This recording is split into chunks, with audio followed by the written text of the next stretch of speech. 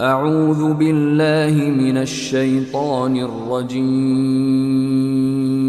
بسم الله الرحمن الرحيم. لن يستنكف المسيح أن يكون عبدا لله ولا الملائكة المقربون، ومن يستنكف عن عبادته ويستكبر فسيحشرهم إليه جميعا.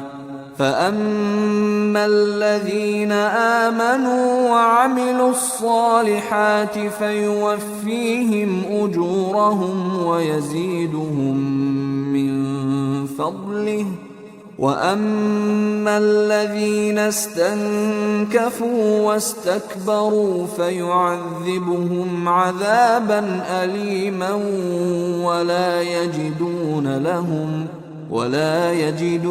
لهم من دون الله وليا ولا نصيرا.